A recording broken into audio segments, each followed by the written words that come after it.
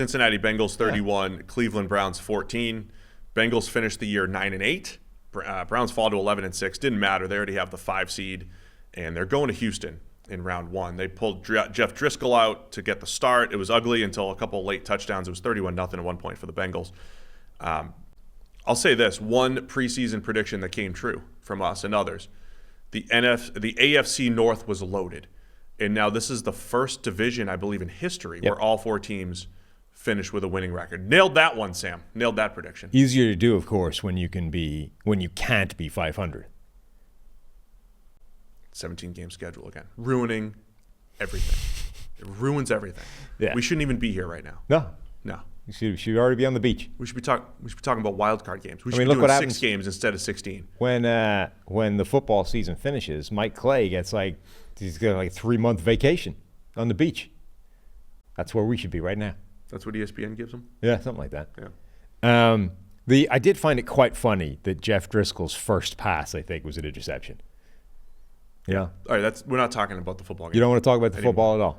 Nothing. The only interesting thing here, I think, is we'll talk about the Browns this week, or whoever fills in for me on Thursday, potentially, previewing the wild card games. We'll talk about Cleveland, their great season, Joe Flacco, and the whole thing. The Bengals narrative that I think is going to be real interesting here is they finished last. Yeah. Where are they going to pick?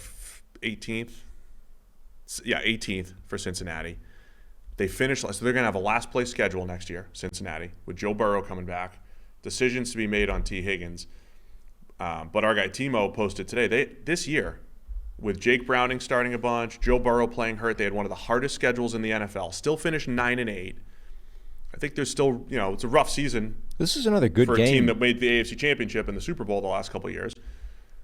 They're going to be in a better position next year, I think, to turn it around. This was another good game from Browning, by the way. Oh, yeah. Outside of playing Pittsburgh, which this was legit Browns. This was as backup-y as possible for the teams that rested starters. So it doesn't mean as much, but he's also had other good games. Of course. Literally outside of playing Pittsburgh, which admittedly is a bigger problem for the Bengals than it would be for a different team that doesn't play Pittsburgh twice every year.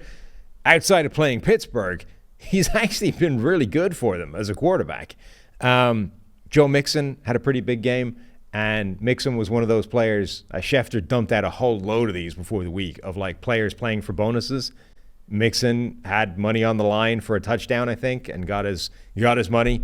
That was about it. That's all I got for this game.